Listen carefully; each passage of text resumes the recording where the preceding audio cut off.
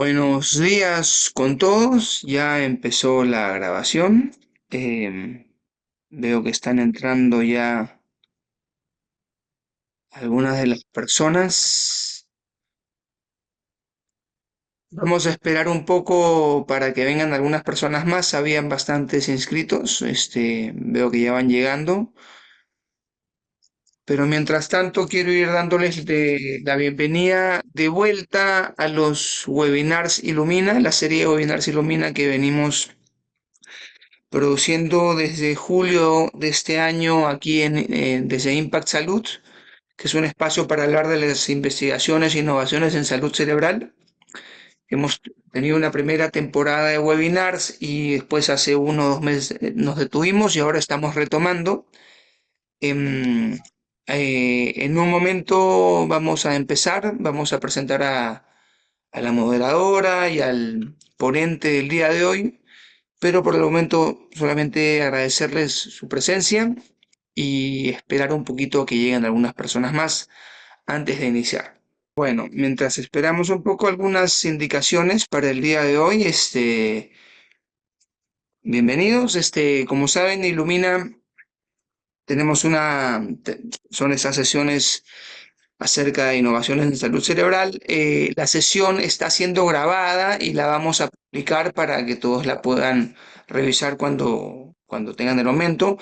Los micrófonos y las cámaras de los asistentes están desactivados, así que si tienen alguna cosa que decir, no va a poder hacer durante la ponencia, pero sí tenemos un espacio para preguntas y respuestas. Si ustedes ven en la interfase, verán que hay un sitio que está específicamente para preguntas y respuestas. Ahí pueden ustedes poner em, las preguntas o comentarios que quieran y al final de la ponencia vamos a tener un momento para responder las preguntas que hayan tenido.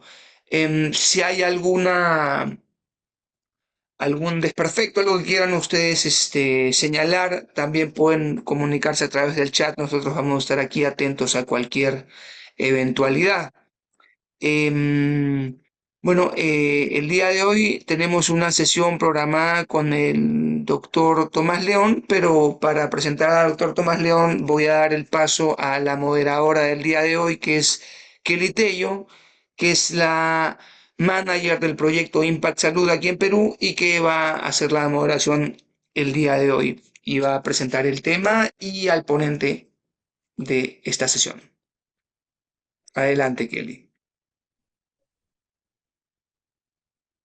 Gracias, Matías. Bueno, muchas gracias a todos por estar. Yo sé que estamos retomando la serie de webinars. Tal y como nos contó Matías, Ilumina es una serie de webinars que busca exponer todas las innovaciones y los trabajos que se están realizando en demencia, no solo en diversas instituciones, y no solo en Perú, sino en toda la región, sobre todo tratar de también tener exposiciones sobre todo lo que se está haciendo en la región de Latinoamérica y así poder conocer más a detalle sobre eso. Hoy día vamos a hablar de un tema, o vamos a poder escuchar sobre un tema súper interesante, que es sobre el desafío que se tiene en abordar la demencia como un desafío creciente en la salud pública y que además nos exige una respuesta integral en la atención primaria. Vamos a conversar sobre el programa Preparadamente, que es un programa que se desarrolla en Chile actualmente y donde es un programa que también tiene una formación interdisciplinaria. No solo se ve en temas clínicos, como estamos acostumbrados a ver en temas de salud, sino también temas sociales para fortalecer el diagnóstico, el acompañamiento a los cuidadores y a las políticas públicas. Para eso tenemos muchas gracias a Tomás, al doctor Tomás León. Estamos muy felices de poder tenerlo a él como ponente el día de hoy. Tomás es un médico, es médico psiquiatra y él está especializado en trabajar en temas neurocognitivos y de salud mental del adulto mayor.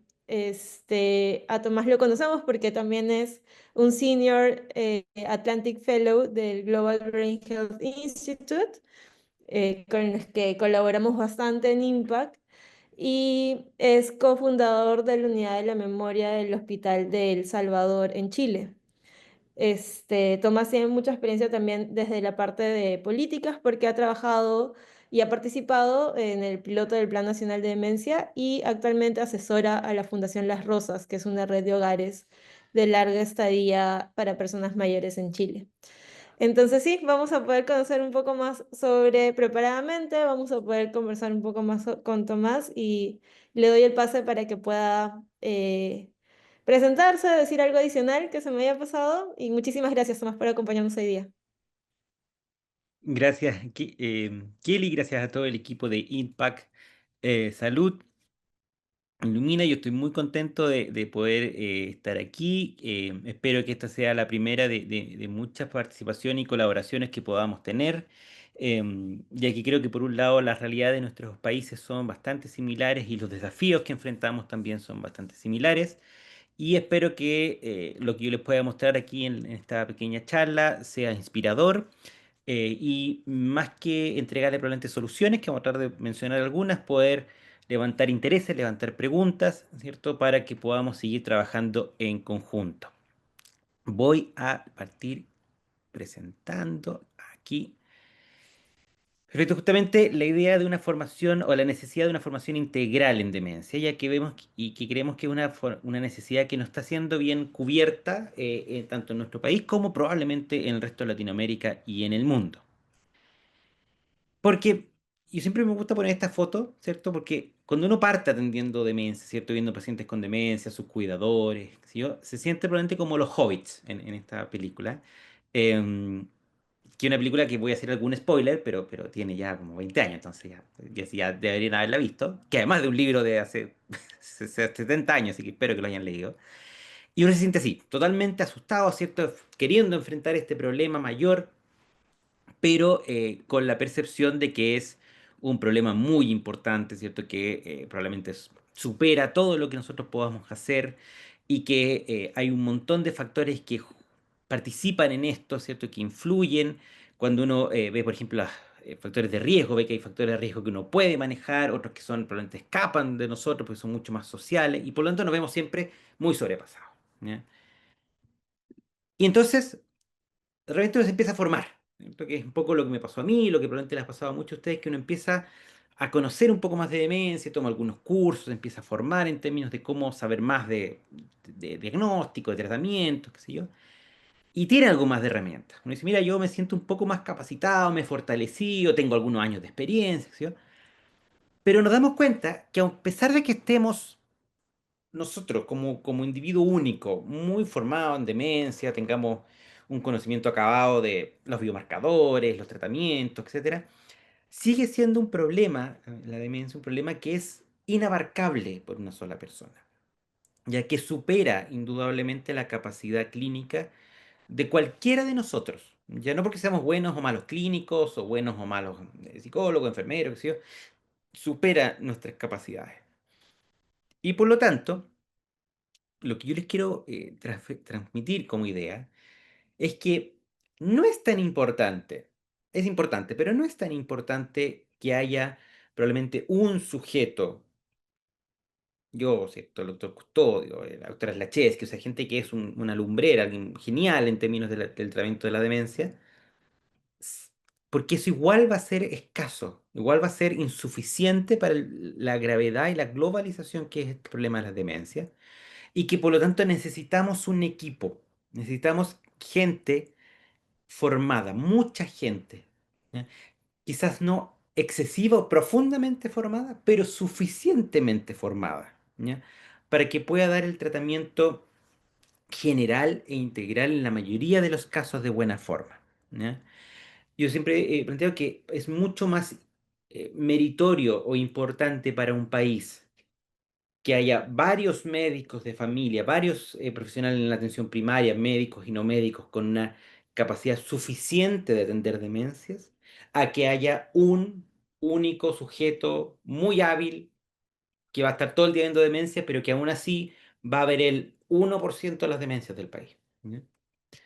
Y ese es el escenario en que nos enfrentábamos en Chile, ¿cierto? En Chile, muy similar a lo que pasa por ejemplo, en Perú y en toda Latinoamérica, nosotros teníamos una prevalencia de un 1 más o menos por ciento, eso da entre 200.000 y 300.000 personas con demencia, y nosotros como todo el Big South, predecimos que eso se va probablemente a triplicar para el 2050. ¿Ya? Recordemos que todo el área sur del Ecuador, tanto en Latinoamérica como en África, son aquellas áreas en que se predice que el aumento de la prevalencia de demencia va a ser mayor. Países, ¿cierto?, como Estados Unidos, Europa, qué sé yo, su prevalencia va a ir eh, estancándose, principalmente por fenómenos de la edad, y en cambio en países latinoamericanos y africanos del sur del Ecuador eso va a ir aumentando aún más. Y es interesante porque cuando uno le dicen el 2050, yo recuerdo cuando a mí me decían esto, el 2050, sí, bueno, el 2050, mucho tiempo después del 2050. Y no es tanto tiempo después. El 2050, o sea, yo voy a estar trabajando para el 2050, viendo pacientes con demencia. La gran mayoría de las personas que estamos acá vamos a estar trabajando el 2050. Y nos vamos a tener que enfrentar al triple de pacientes que nosotros vemos. eh, y no lo sé si con el triple de recursos. ¿Ya? Y eso es justamente una de las cosas que yo quiero motivar con esta charla. Chile, como la gran mayoría de los países, ¿cierto?, que tienen algún grado de plan de demencia o de organización sistemática de cómo se ven los pacientes con demencia, señala o planteó en sus orientaciones técnicas que la demencia debiese ser vista prioritariamente en la atención primaria de salud. ¿Ya? Nosotros planteamos que entre el 80 y el 90% de los casos debiesen ser resueltos en la atención primaria. Y eso refiere a ser resuelto de manera integral, es decir, desde la prevención, la sospecha, el diagnóstico, el tratamiento, el acompañamiento de los cuidadores hasta los cuidados de fin de vida. ¿Ya? O sea, nosotros lo que planteábamos inicialmente es que la gran mayoría de los pacientes que tienen una demencia debiesen ser adecuadamente tratados y nunca vistos por un especialista, le hace geriatra, psiquiatra o neurólogo. ¿Ya? Porque consideramos que la atención primaria era suficiente para la atención en estos, y no solo suficiente, sino que era idónea, en la medida de que tenían una visión mucho más longitudinal de las personas y sus familias, que lo que pudiera generar un especialista, por ejemplo, a nivel secundario o terciario, que veía más bien el caso específico de manera eh, muy esporádica. Sin embargo, cuando nosotros vamos y le preguntamos a atención primaria, y eso está escrito tanto en nuestro país como en países europeos y Estados Unidos, como equipo de atención primaria, ¿ustedes se sienten capacitados y confiados para esto? Para atender de manera completa, ¿cierto?, la gran mayoría de los pacientes con demencia y solo referir atención secundaria a aquellos casos más complejos en términos de diagnóstico de tipo de demencia y de patología. La respuesta es un resonante y conciso no. ¿Ya? Ellos señalan que no se sienten capacitados, no se sienten confiados para hacerse cargo de esta avalancha de personas con demencia y sus cuidadores que les viene. Pese a lo cual, por supuesto, ¿cierto? Nosotros seguimos adelante con la orientación técnica y se mantuvo la indicación de que estos sean vistos a atención primaria. Lo que generaba, por supuesto, un gran estrés en los equipos y unas distancias entre el cuidado que nosotros como organizadores en salud pública teníamos la idea que debiese entregarse y lo que realmente se estaba entregando. Entonces, nosotros nos pusimos a pensar qué es lo que necesita la atención primaria. ¿Ya? Nosotros dijimos, mira, la atención primaria necesita ser formada. ¿Ya? Pero ¿cómo debiese ser esa instancia de formación? Entonces sacamos a todos los profesionales del país y los metemos en una sala por un mes y les enseñamos de demencia. Eso es poco práctico, ¿cierto? Porque el sistema tiene que seguir trabajando. Entonces, bueno, entonces los inscribimos todos en un diplomado de 2 años en demencia. También poco práctico, porque finalmente estos profesionales tienen que tener una respuesta más o menos rápida a lo que está sucediendo. Y decimos, bueno, compramos un curso internacional, ¿cierto? Dado por Harvard, que da de hecho algunos cursos certificados en demencia, y que plantea, por ejemplo, que todos los pacientes con demencia debiese hacerse un MRI, una resonancia magnética, para evaluar su cerebro. ¿Es eso realista para nuestro medio? Insostenible de cualquier forma, ¿cierto? Nosotros tenemos incluso en el nivel secundario alguna dificultad, y terciario alguna dificultad de conseguir neuroimágenes con cierta velocidad, son inmanejables a nivel primario. Y nos dimos cuenta entonces que atención primaria necesitaba ciertos cursos que fueran rápidos, simples, ¿cierto? Que pudieran ellos, que estuvieran micronizados en cápsulas para que pudieran evaluarlos o tenerlos de manera rápida, ¿ya? No clases de 2 horas, sino que clases probablemente más pequeñas, dirigidas a temas específicos, y que fuese constante o mantenido en el tiempo. ¿Por qué? Porque al menos en Chile, y entiendo que en otros países pasa muy similar, la rotación de profesionales en atención primaria es más bien alta, sobre todo de profesionales médicos, ¿ya? Son vistos más bien como una instancia de paso la atención primaria hacia la especialidad, hacia otros trabajos, etcétera. Y por lo tanto, no basta formar a un equipo, por ejemplo en enero, ya en enero va a formar a un equipo y ese equipo se va a mantener para siempre porque es un equipo que va a ir rotando y por lo tanto tenemos que estar constantemente formando gente, ¿ya? Y eso, si uno lo piensa en cursos organizados o presenciales, es imposible. Y realista, o sea, basándonos y pensando en las capacidades y limitaciones que tiene el equipo de atención primaria. Para hacer esto, ¿cierto? Por lo tanto, para generar un curso que pueda ser efectivo, ¿cierto? Que no sea, como decimos en medicina, una intención de tratar. O sea, es un curso maravilloso, pero que no le sirva a nadie, ¿cierto? Hicimos una serie de pasos, ¿ya? Bien interesantes que se los quiero mostrar. Una es que fuimos recopilando información, ¿cierto? Vimos experiencia internacional, experiencia local en términos de cursos, experiencia del equipo que lideró este proyecto, y sobre todo hicimos una encuesta cualitativa muy interesante, ¿ya? Porque les fue a preguntar a las personas de atención primaria, tanto médicos o no médicos, de capital y rural, con experiencia en demencia, sin experiencia en demencia, ¿cierto? ¿Qué es lo que ellos necesitan para un curso de demencia? ¿Qué es para ellos importante? Y haciendo algo que era novedoso a nivel nacional, le preguntamos también a las personas con demencia y a sus cuidadores, ¿ya?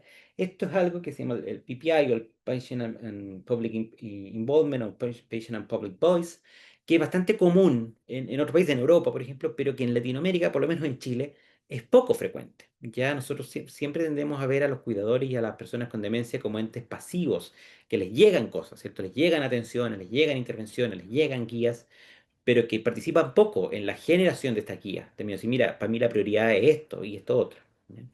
Y con eso generamos el curso y el curso fue aplicado, ¿cierto? Y les voy a mostrar en un tiempo más cuáles son los resultados que hemos tenido. En términos globales de números nos ha ido bien, ya ha sido un curso exitoso. Ya tenemos más de 40.000 participantes inscritos desde su versión del año 2022 y ya desde el 2024 es el curso oficial del ministerio. Ya no es solo eh,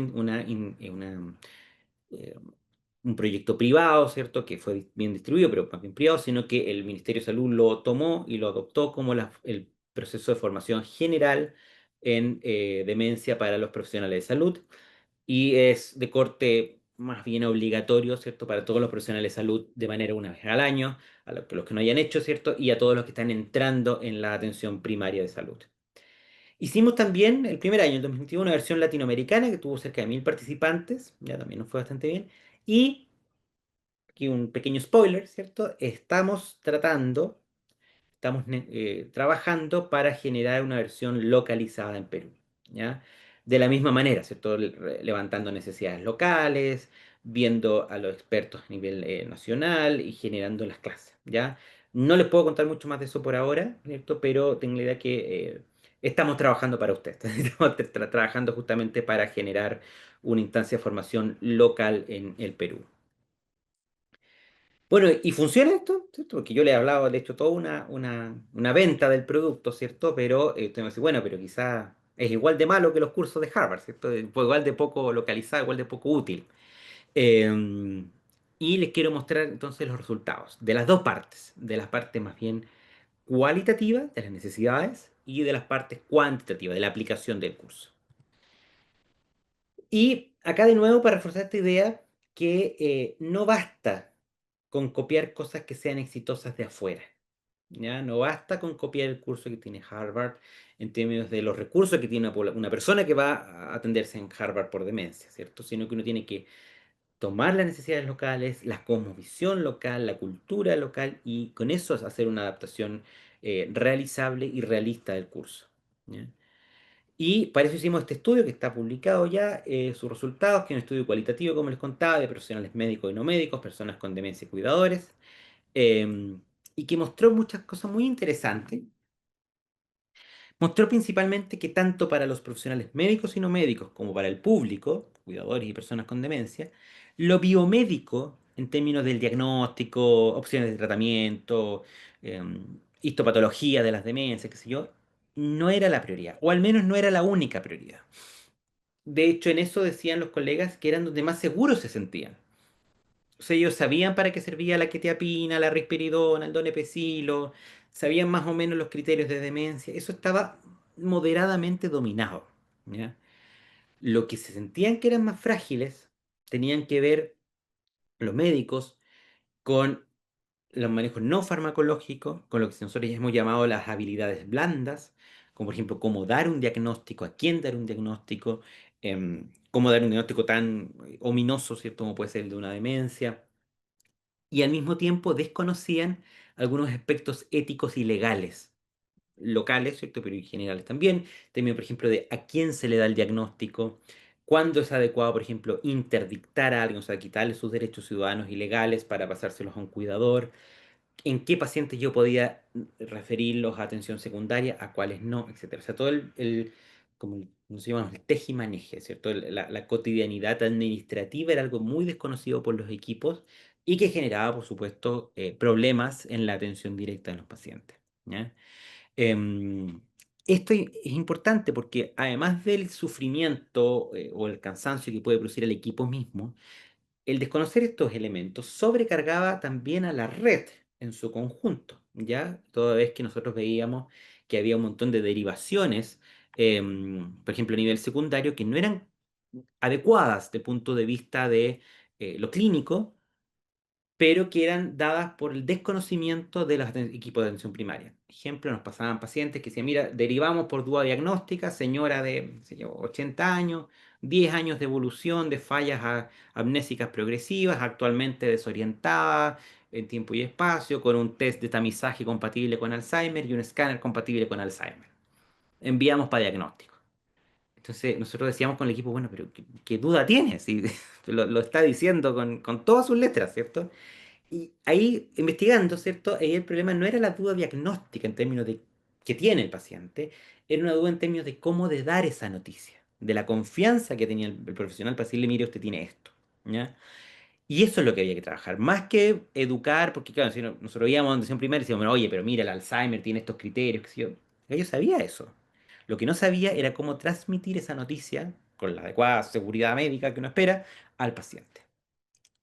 Y cuando le preguntamos a los cuidadores y a las personas con demencia, aparecieron también temas muy importantes.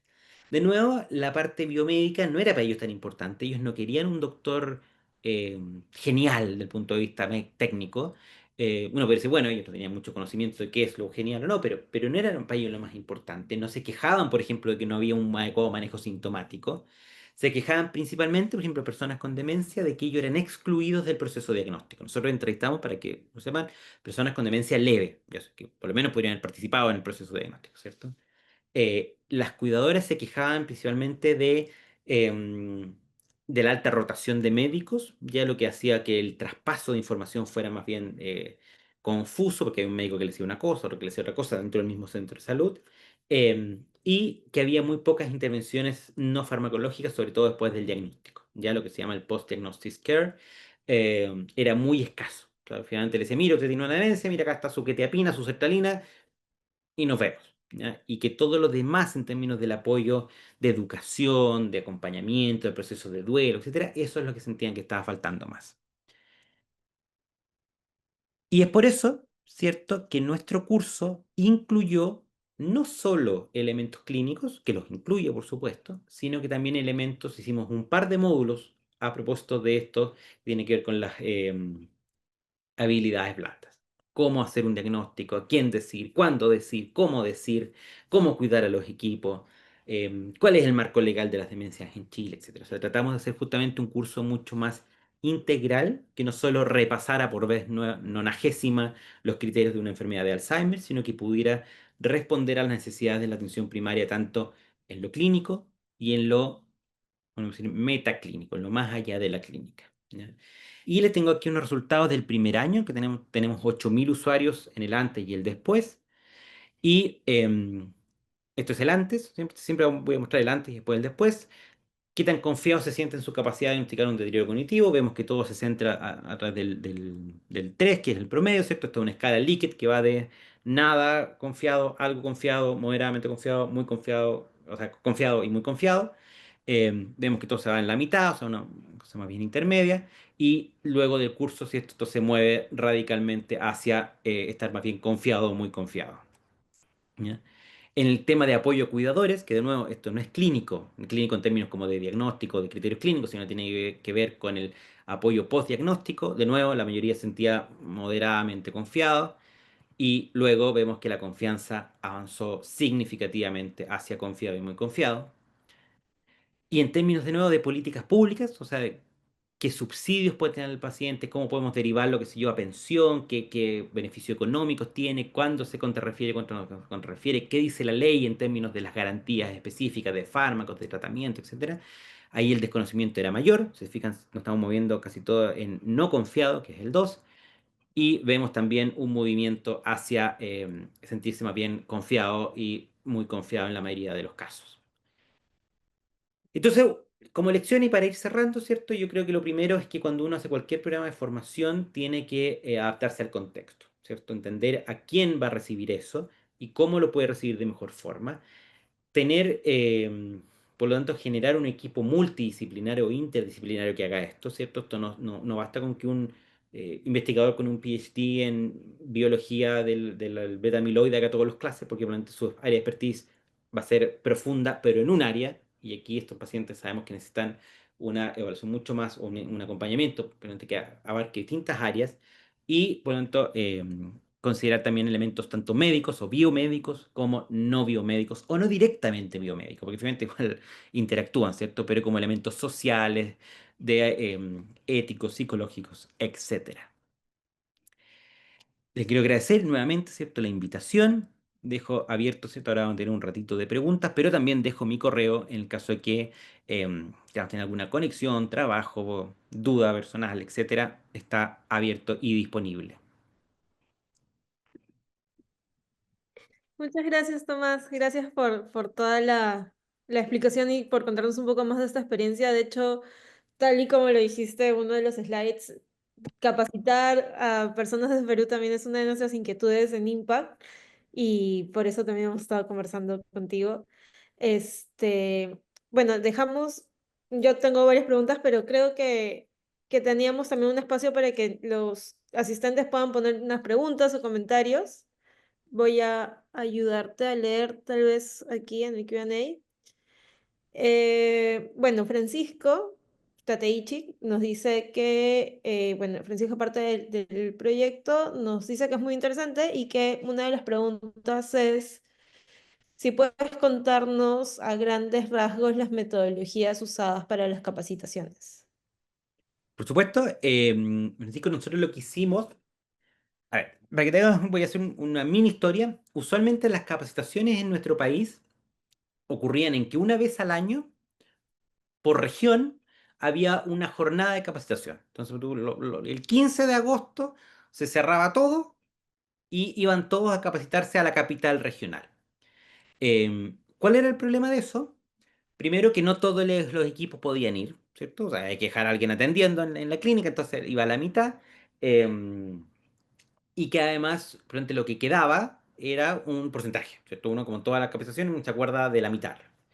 Y nosotros quisimos subsanar esos problemas teniendo un curso que existe, de hecho lo vamos a sacar este próximo año, que es online, que es totalmente asincrónico, es decir, que uno está disponible 24/7, en el cual hay una serie de módulos, cada módulo tiene una serie de clases, ¿cierto? De 15 a 30 minutos como máximo, ya la clase más larga de hecho es de 28 minutos, una cosa así, en la cual uno tiene que terminar la clase, cada clase tiene una pequeña prueba y una bibliografía complementaria. ¿Ya?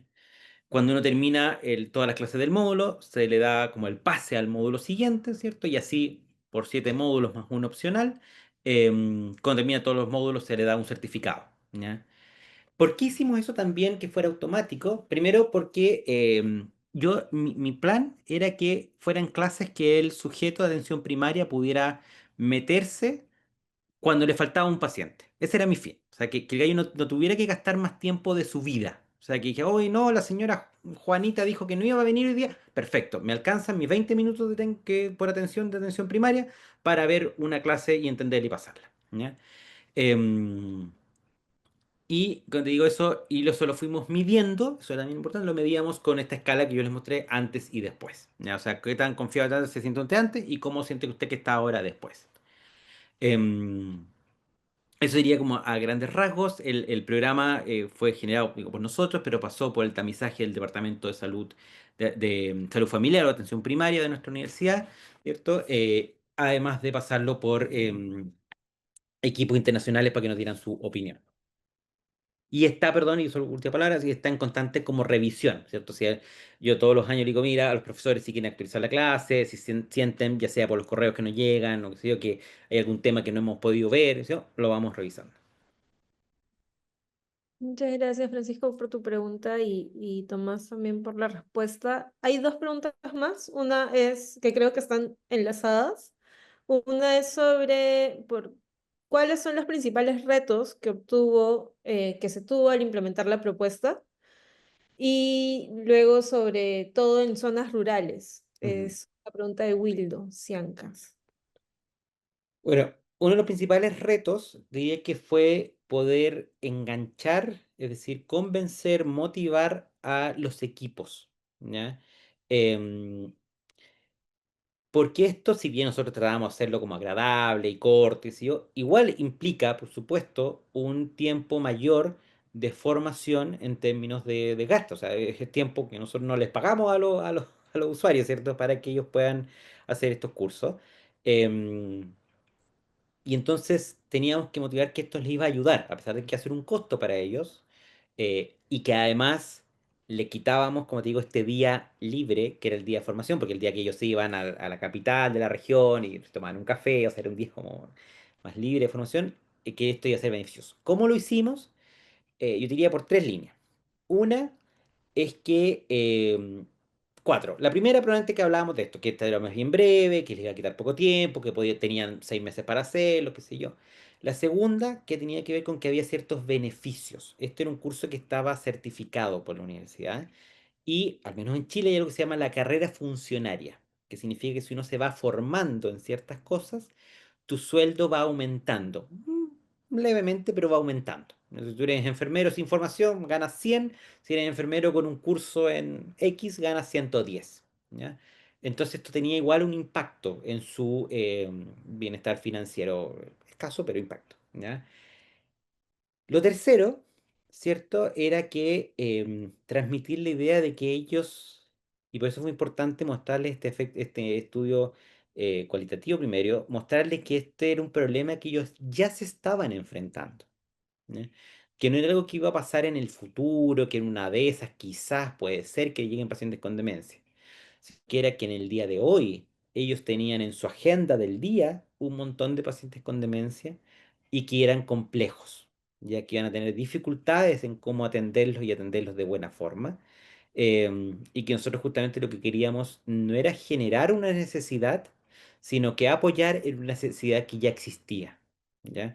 Que fue lo mismo que hicimos con el ministerio, y ahí tomo mi cuarto punto, que fue enganchar al ministerio. Eso yo creo que fue muy importante. ¿Ya? Nosotros, cuando fuimos con el ministerio, dijimos, como ministerio, ¿cierto? Ustedes tienen un problema, que tienen 300.000 personas con demencia y tenemos 8 neurólogos cognitivos en el país. ¿Ya? No da. Eso es un problema que ustedes tienen, pero nosotros tenemos esta solución. Entonces ahí ellos lo engancharon y lo transmitieron, como digo, a los jefes de servicios regionales, qué sé yo, que esto era algo más bien obligatorio. Eso también diría que nos ayudó harto, ¿ya? Porque veían que era una necesidad que estaba siendo no cubierta. Y con respecto a las proyectos en zonas rurales, eso fue muy interesante, ¿cierto? Porque em, la mayoría de los cursos que nosotros teníamos eran la realidad capital de Chile, ¿cierto? Como lo que podría pasar en Lima o incluso en, no sé, pues, incluso en Miraflores, una cosa así muy local del mejor escenario que uno tiene, ¿cierto? Que acá en Santiago, que se en Las Condes, en que claro, un paciente llega, se toma un escáner, después se toma biomarcadores, pero eso no es la realidad nacional, ¿cierto? La realidad nacional, sobre todo en áreas rurales, es que la señora cuando mucho puede ir al hospital. En el mejor de los casos puede ir físicamente si es que el hospital no tiene que ir donde ella. Entonces tuvimos algunas clases específicas, ya primero de la dificultad, por ejemplo, de aplicación de test cognitivos en pacientes con bajo nivel cognitivo. Ahí, bueno, el doctor Custodio sabe mucho más que yo de eso, ¿cierto? Pero de hecho a él le pedimos una de las clases en el curso internacional de cómo medir, cómo intervenir en personas con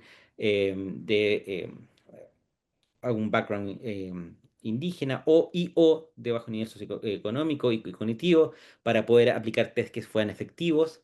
Y en términos de las intervenciones, ¿cierto? Tratamos de que las clases, ¿cierto? En términos de cómo era la intervención a los cuidadores, que sé yo, fueran aplicadas. Nosotros lo que dije a los profesores, piénsenlo en el peor escenario posible a nivel nacional. O sea, en el cuidador que no tiene dinero, el cuidador que vive lejos, ¿sí? ¿Cómo? Ahí se pueden lograr ciertas intervenciones.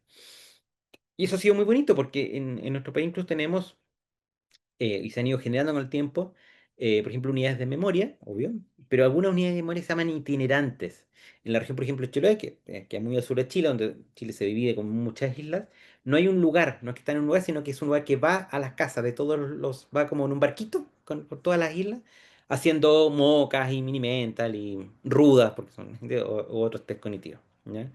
Entonces, finalmente era eso, diría, en el fondo, una clase específica que hiciera conocimiento de estas limitaciones y estas, más que limitaciones, probablemente de estas diferencias que se dan dependiendo de los eh, niveles o los contextos socioculturales de los pacientes, y que en las clases, ¿cierto?, hubiera una aplicación muy concreta y pensando en esos escenarios, ¿cierto? Que no pensaran en el escenario ideal de la capital con todos los recursos, sino que pensaran cómo eso se pudiera adaptar, cómo se pueden hacer las mismas pruebas cognitivas, funcionales, clínicas, qué sé yo, en los contextos más adversos que pudiéramos encontrar.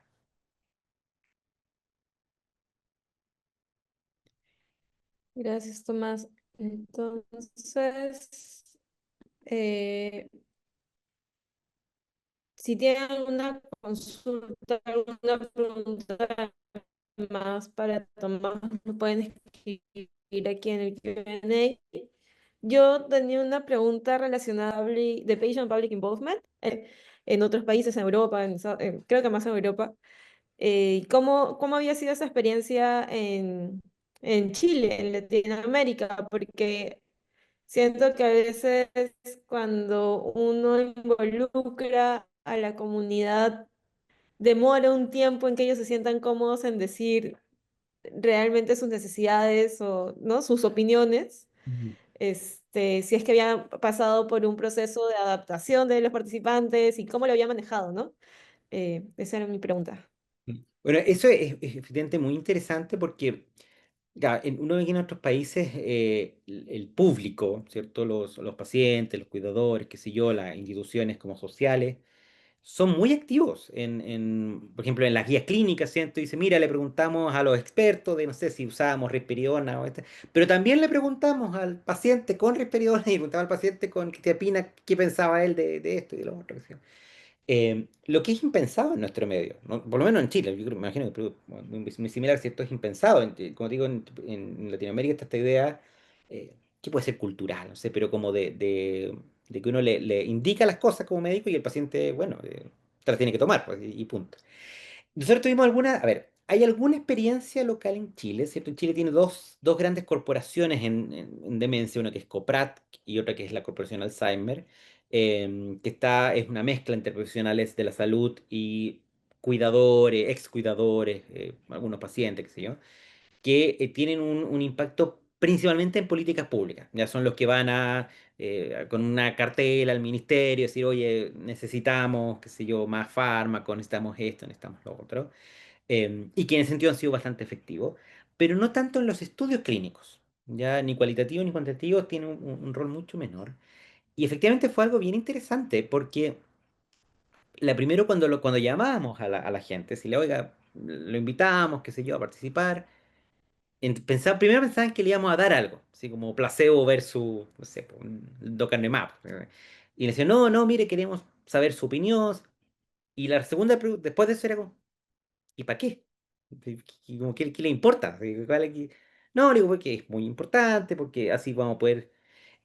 y te diría que costó, esto fueron una serie de focus group que fueron guiados, por supuesto, por alguien que sabía de focus group, no yo, una metodóloga cualitativa, decía, y me contaba que los primeros 10 15 minutos era lento, porque era como, bueno, pero ¿por qué estamos acá? Y, y después de un tiempo de conversación, claro, efectivamente iban saliendo sus necesidades.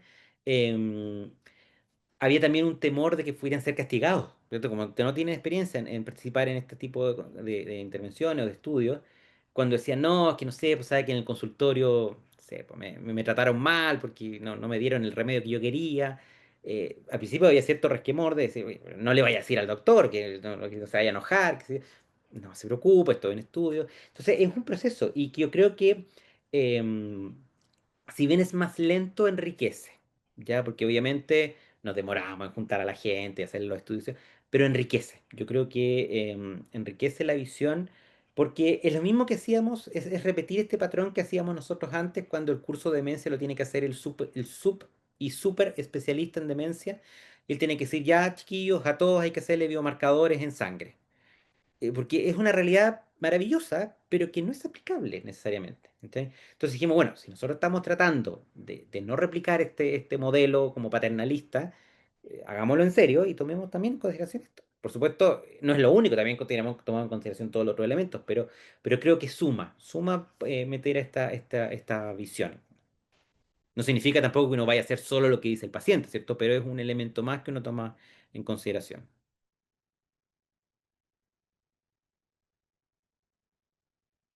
Gracias, Tomás. Y creo que hay una última pregunta, otra pregunta más, sobre, bueno, los retos de involucrar a los tomadores de decisión e implementar estos proyectos en políticas públicas.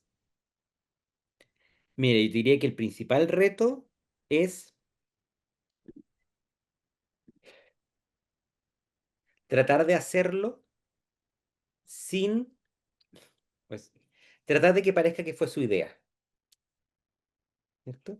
Es como cuando la señora, uno no lo puede mandar a decir que haga algo, sino que tiene que decir, mira, esa camisa ya te queda un poco vieja, ¿cierto? Sería muy bueno que cambie. Oye, justo te traje otra. Digo, aquí hay otra, ¿cierto?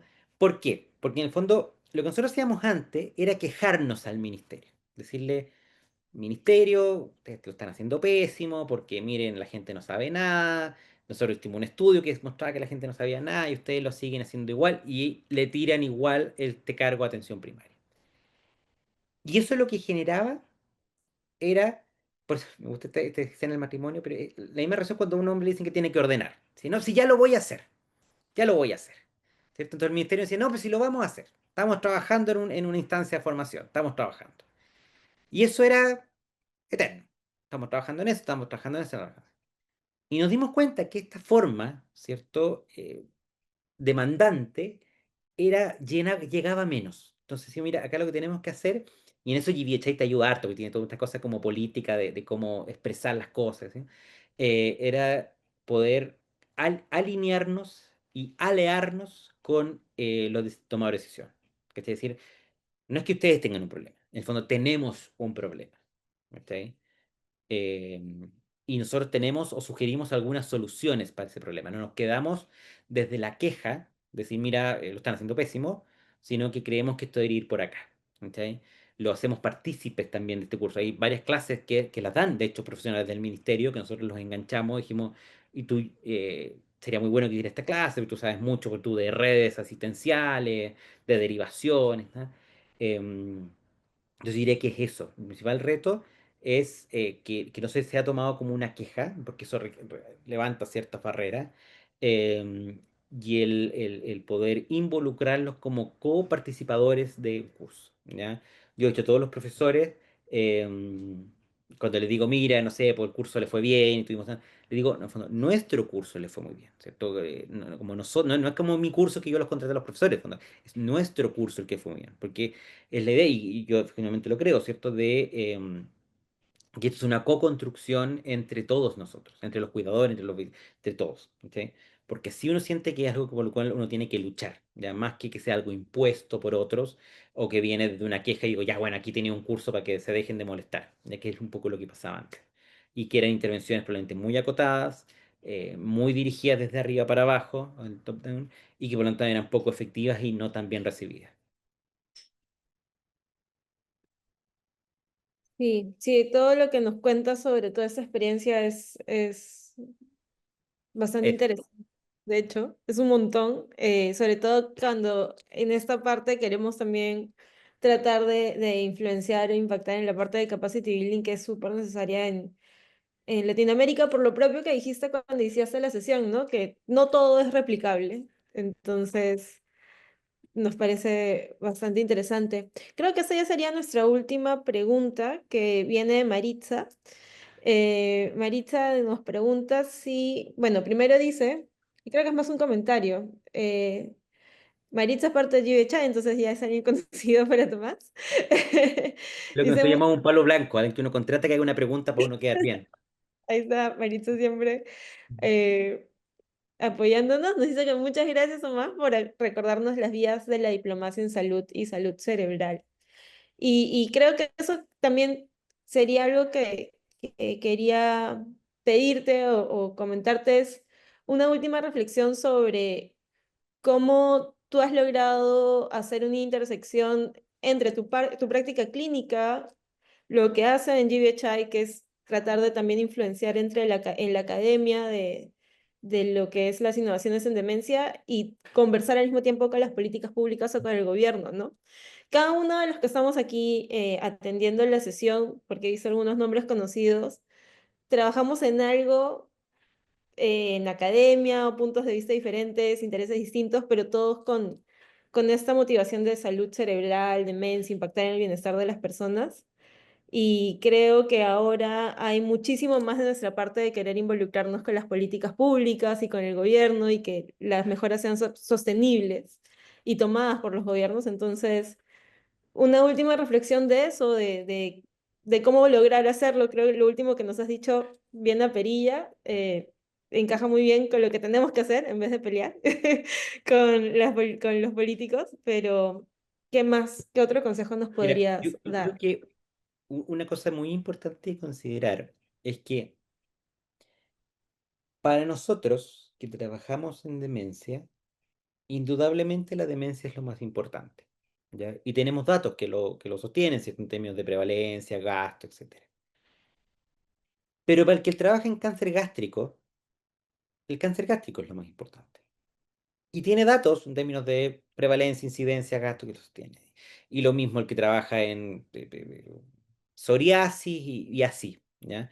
No solo el punto de vista médico, sino que el punto de vista de, qué sé yo, poner árboles en las plazas, o sea, siempre entender que para todos los que estamos mirando desde la bancada individual, nuestro tema es muy relevante, ¿ya? Y en ese sentido, uno logra empatizar, ¿cierto?, con los decididores, que los que ponen el presupuesto, de decir, "Pucha, yo tengo un presupuesto y no puedo ser feliz a todo el mundo. O sea, tengo me acuerdo que el gallo de la DIPRESE, que es la selección como de presupuesto que nos decía, claro, tú vienes, tenemos un Zoom en que tú me hablas de la demencia, los gatos, y yo corto tu Zoom y tengo un Zoom con los traumatólogos. Y que me hablan de la fractura de cadera y de los costos, de la cirugía, de cuánto sale, lo que se gana, y así todo el día. Todo el día tengo gente que me pide cosas. Entonces yo creo que, primero entender que probablemente la mayoría de las veces, aunque uno, por supuesto, con los gobiernos siente que hay cosas que pueden estar siendo bien o mal gastadas, los ministerios tratan de hacer lo mejor posible, ¿ya? Y por eso digo que yo creo que ir a la pelea, decirle, oye, pero si te dije que era muy importante lo mío, probablemente va a generar más resistencia que acuerdo, ¿cierto? Y en ese sentido yo creo que es un arte que uno va aprendiendo, ¿ya? Yo al principio era muy, como si, oye, pero si te mandé el paper que decía que esto era muy importante, ¿sí? ¿Por qué no lo leíste? Y si lo leíste, ¿por qué no entendiste lo mismo que yo, que era que evidentemente esto había que hacerlo así, ¿ya? Em, Uno va negociando, uno va negociando en términos de, mira, yo puedo ayudar en esto sin esto que lo hagas tú, quizás no vamos a tener el curso completo, de lo que me habría gustado tener mucho más de lo que tenemos preparadamente, pero podemos llegar a ciertos puntos intermedios, ¿cierto? Entender que por lo tanto que las agendas son distintas, la agenda en términos de lo que buscamos son distintos, ¿cierto? Yo siempre tenía un profe en GBHI que decía, el fin de los políticos no es hacer feliz a la gente, es mantenerse en el poder. Y para esto Uno tiene que mostrarles que hacer feliz a la gente es un camino para. Y está perfecto, porque es lo que es, nomás. No, no es ni bueno ni malo, es. Simplemente. Entonces, que mostrarle que esto va a tener un beneficio y va a tener un beneficio real. ¿Ok? Y ahí ayuda tanto la parte científica en términos de evidencia, pero también ayuda en las historias. ¿Sí?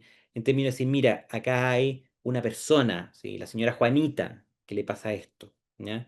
Eso puede poner un nombre, poner un representante, y que por eso incluimos también a las personas con demencia, es muy significativo. Más que decir, mira, tenemos 200.000 personas con demencia, que es un número blanco sin una cara, si mira, entrevistamos a gente con demencia, ellos sienten esto, piensan esto, ¿sí?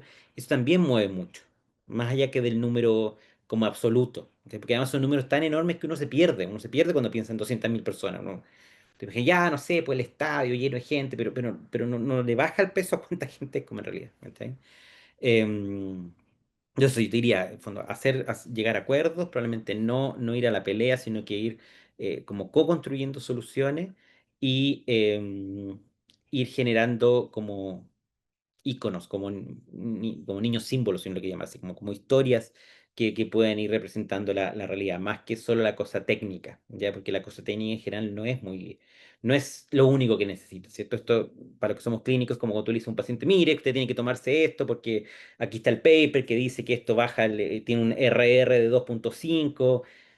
La gente dice, bueno, ya, pero ¿qué, po? Entonces, si tú lo bajas como, mire, si usted se toma este medicamento, sí llega a ver a su nieta cuando salga de la universidad. Si no se lo toma, no llega a ver a su nieta.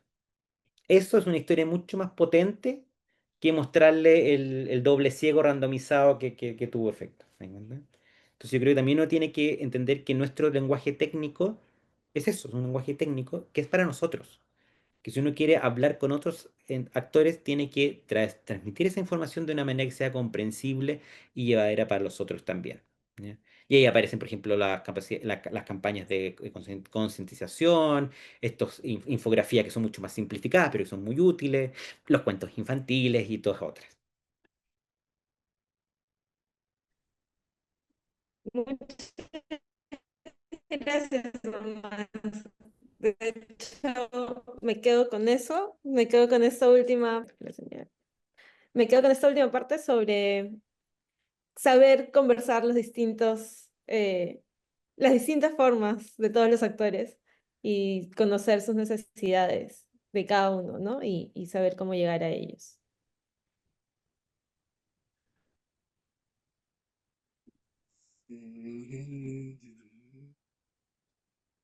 Bueno, no sé si me escuchan. Sí, estaba tu señal un poco no muy buena, Kelly, pero sí, te escuchamos. Bueno, muchas gracias por participar y te dejo, Matías, para que des los últimos alcances del webinar. Sí, bueno, principalmente eso, muchas gracias al doctor Tomás León por estar con nosotros el día de hoy, muy interesante la charla. Muchas gracias a los que nos han acompañado. Em, esta charla vamos a colgarla la semana que viene en las webs en las redes sociales de Impact para que todos puedan acceder a ella. Y nada, creo que el doctor Tomás León es bastante accesible, al menos en nuestra experiencia ha sido muy fácil acceder a él. De hecho, vamos a seguir hablando varias de las cosas de las que has hablado, nos parecen interesantes y son como referencias importantes para lo que estamos haciendo aquí en Perú, así que continuaremos con eso. No quería dejar pasar antes pedirte una foto, así para cerrar la sesión. No sé si Kelly, tú también puedes abrir tu cámara para inmortalizar este momento, este, rápidamente. Gracias. Listo, sí, eso. Y nada, contarle a todos los que están acá que Ilumina ha vuelto a iniciar. De hecho, dentro de un mes tenemos nuestra próxima sesión, el martes 16 de diciembre, esta vez a cargo del doctor Nilton Custodio, que hablará de la adaptación peruana de pruebas breves para deterioro cognitivo. Esto lo estamos publicando en nuestras redes ahora esta semana para que se puedan inscribir y continuaremos también el año que viene con nuestras sesiones mensuales de Ilumina para hablar de temas de salud cerebral, investigación e innovaciones en salud cerebral. Muchas gracias a todos una vez más. Muchas gracias, Tomás. Eso ha sido todo por hoy. Gracias, un abrazo. Gracias, gracias.